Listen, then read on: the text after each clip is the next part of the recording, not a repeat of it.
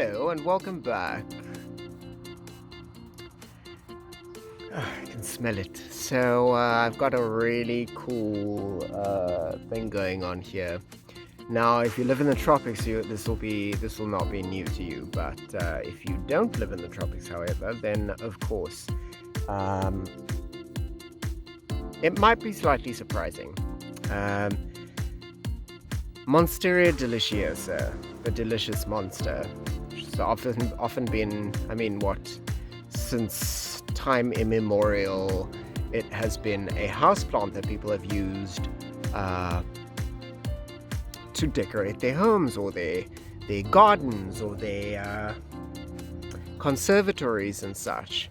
But it also has a fruit, and today I've got a little one. It's been growing in neglect because it's on the periphery of the nursery where it doesn't really get any water or anything like that. So it's literally just going on available climatic conditions and such. So what I'm going to do is I'm going to show you the fruit. We're going to pick it and then I'm going to eat it, and we can share that experience together. So this is Monstera deliciosa fruit. Now let's just for a second take a look at the plant and look at where it comes from. Give you some background information on the actual plant. Cool, let's go. Delicious monster.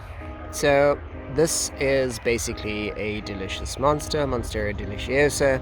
This plant, as I have mentioned before, has seen tons of neglect. I actually just ripped it out somewhere else, and then I was growing in a field somewhere. It was much bigger than this before, and then I think just over the past 2 years, as we've not looked after it, it's just kind of gone into decline. But now, yeah, it's also let me just grab this. This is an alien plant, so you can see how I haven't looked at this area for a while, but nevertheless, it's got aerial roots. It is from South America, well, North America, southern Mexico, and central South America, sort of like Panama, and that region. And it has actually been introduced to many different parts of the world as a result of its beautiful fenestrations, which are basically these holes in the leaves here that you see. It's a very stunning plant, very nice indoor plant. You will not easily get this plant to flower indoors. I remember growing up, and many of the old ladies that I would often go and have tea with,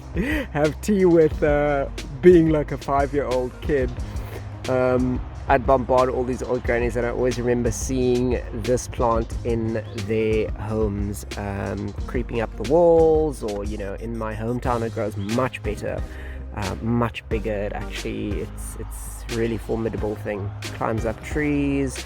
In some countries it actually is considered invasive, but you really need adequate climatic conditions for this plant to thrive. So with that said, oh yes, and also it's called the Swiss cheese plant. So it does produce, it's in the aroid family, so philodendrons, anthuriums, it's in that whole massive collective. And its flower looks very much like a giant version of Anthurium andrianum, which looks like this, but only on a much bigger scale. And then once the spathe falls away, the spadix becomes the fruit, which you then harvest. So let's take a look at that. Okay, cool. So here's the one. This is how not to grow it, by the way. So this is literally sitting in, it gets full morning sun for most of the day. It's only getting shade now, but it is 4 o'clock in the 20 minutes before 5 o'clock in the afternoon. So now it's getting shade. So and we're in winter, so you can still see a bit of a yellow tinge to the leaves. That is definitely overexposure. This, however, my friends, is the fruit, which is why we're doing this episode. We're not going to do growth care and culture on this one right now. We'll wait until the weather warms up a bit more. But this is basically the fruit. And 1, 2, 3, 4, 5, 6. It's basically hexagons. The little hexagonal scales that you see, it's got 6 sides to it. So this one here is very soft. Let me just back up. It's really soft and it's ready to actually ripen. I completely forgot about this, and now that it is ripe, you can actually see the scales are starting to fall off the bottom. And I'm just gonna see if I can, maybe I need to cut it. So let's just get a secateurs and cut it off.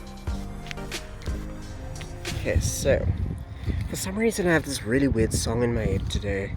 You know, Today, Smooth Operator. That song's been playing in my head all day. I didn't listen to it on the radio. I didn't hear it anyway, but I just have like Smooth Operator, coast to coast, LA to Chicago. And I'm gonna cut it off and not make your ears bleed. So, because I would love to catch it, but I've only got 2 hands, so it's gonna drop to the ground.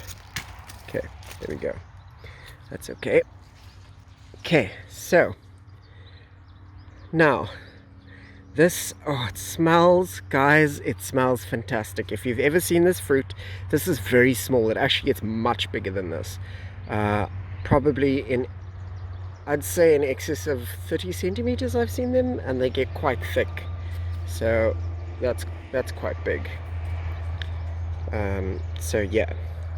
So how do you eat this? Let's go and investigate this and find out. Okay, I'll show you. Okay, let's go. Right, so here we've got the delicious monster fruit. Okay, and you can kind of begin to see it's lifting on the edge here. Do you see that? How loose it is?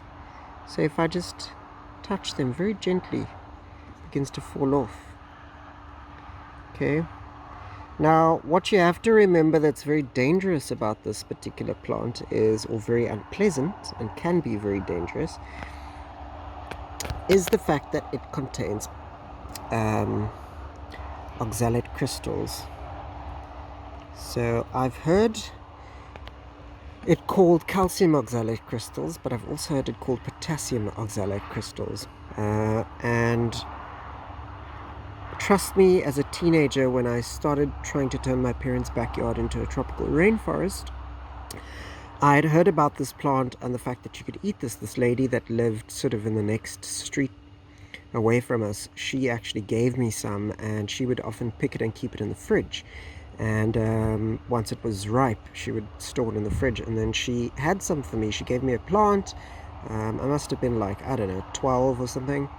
And I'll never forget, you know, she warned me and said, the tip, so it ripens from the bottom, it ripens in this direction. So it ripens from the bottom, and you can see that it kind of falls off like that. She said to me, if it doesn't, if you've got to urge this little scale to come off, you don't want to eat it. Don't touch it then. Or don't put it into your mouth, and you can touch it, it's fine, but don't stick it into your mouth. Don't eat it, because it will give you a very unpleasant experience for you. So nevertheless, I was impatient and I didn't listen, or I'd so excited to get the plant, I'd completely forgotten what she told me, and I made my best friend and I eat it at the time. And we were both jostling for positions at the garden tap outside, or the faucet, basically, in America you would call it. Jostling for positions because it was so horrible once we had begun to chew and swallow. So yeah, make sure that these guys come off with ease. And how you can do that to actually speed up this process is by putting it into a brown paper bag. Okay, so you put it into a brown paper bag and then it comes off, and it will just ripen very nicely. It smells delicious, smells a bit like pineapple and mango mixed together or something like that. And remember, this is like a house plant, so I will do an episode on how to care and grow this plant in a good way, not like the way I've shown you now, where it's just barely clinging to life. And I am also working on an anthurium episode for pollination, so I will put that out once it's ready to come out. But for now, I'm going to take this home. I'm going to put it into a bag, and we'll come back once it is fully ripe, and then we'll have a taste, okay? And I'll see if I can get Will, my partner, to eat some too. Okay, cool. Let us go. See you tomorrow. See you in the next couple of days once it ripens. Right, welcome back. So 2 days have passed, and I basically just stuck this tiny, you can see how small it is now for size, right? Stuck it into a little bag, and basically what I did was I just left it at home inside the bag under my grow lights because it's warm there. If you've got a dark cupboard, in the same way you would basically ripen an avocado. If you leave it in a dark warm space or wrap it in newspaper or whatever. So this is what I did. And so basically, let me just take it out, and I'm going to show you. It's very, very ripe because I don't want to make any mistakes the second, third, fourth, fifth time around, actually, however many times that is. So basically this is the Monstera deliciosa fruit. Now it's just got this aroma to it. Will absolutely flatly refused to actually taste it. So hopefully I'll get to coax him later on and see. He's not around now, but I'm gonna keep some for him and just get him to taste it. He says he doesn't like tasting weird things. So you tell me I can eat something and I'll eat it. But anyways, back to this. You can see now that just as I've moved the little scales, right, they just kind of drop off. So it literally comes off that easily. And that's what you want. If it does not come off easily, then, my friends, you do not want to be playing with this lady, because she is dangerous if it doesn't come off with ease. Okay. So this is generally sold, I believe, in markets. A friend of mine told me in Peru as well as I imagine most parts of South America, they would sell this in the markets. It is a delicious fruit, and it smells super amazing. So, yeah, I'm just gonna take some of it off. If it struggles at all to come off, don't force it. Okay. Just realize that. Don't force. If you force, you're gonna get glass shards in your mouth, or what feels like glass shards. Anyways, okay. So, sorry about the one-handed. There we go. So, that is the fruit of a delicious monster. This is the spadix, which has now developed some really delicious fruit, and I see the flies are already gathering. So this is delicious, and let's have a taste of it, okay? Okay, so bottoms up, here we go. I'm just going to take a bite out of it. I don't have a fork or anything like that here. Usually I just prick some of the segments out with a fork because it comes out quite easily with a fork. But I don't have one, so I'm going to just try it just like that and show you.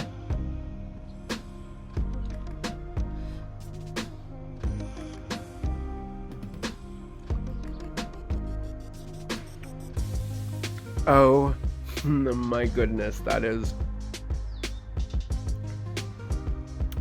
seriously delicious. I mean, that, like, really seriously, I could eat this every day, actually. It's really, really good. So guys,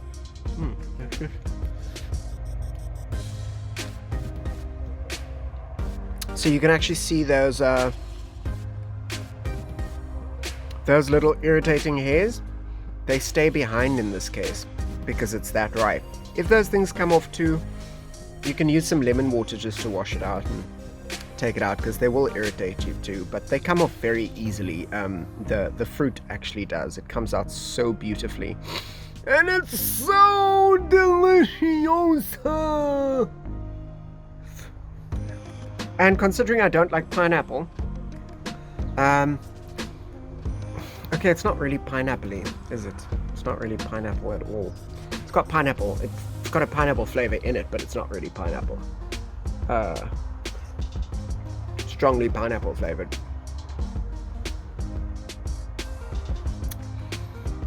It's like pineapple, but soft, like as soft as the outer, the exterior of a well-ripened mango. Or pawpaw, papaya, sort of like as soft as a papaya. You're not getting any fly trying to steal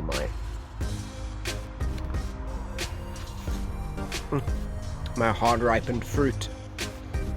Yeah, it's got the softness of papaya when it's ripe, or pawpaw, however you choose to pronounce it, and also a little bit of a mango-y flavor, but then there's definitely the tang of a pineapple in there, and the tang, I believe, gets softer, less aggressive as it ripens.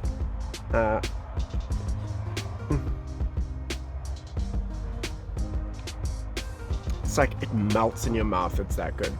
So guys, this is Monstera deliciosa. This plant is absolutely fantastic.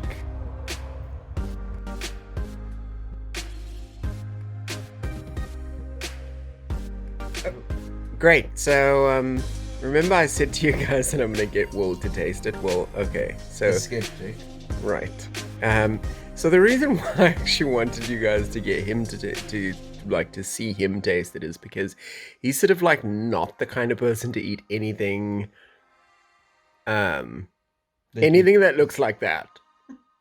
And you give me to eat. Right, anything that comes out of my hand. My mom's the same. My mom's just like, what's in that? Fair enough. To be fair, you did poison yourself almost when you were a child. Yeah, a few times. Okay, so basically all you need to do is so you're basically just gonna take like a What little... is this called? So it's called the Delicious Monsters fruit. It looks like a bloody monster. It's very delicious. So you basically... Okay, let me just... No, tell me what to do. Yeah, so you just take your fork like a piece of cake. No? Like this. Yeah, and just lift some out. Yeah. And then you just go ahead and chow on that. It smells like... almost like pineapple. Yeah.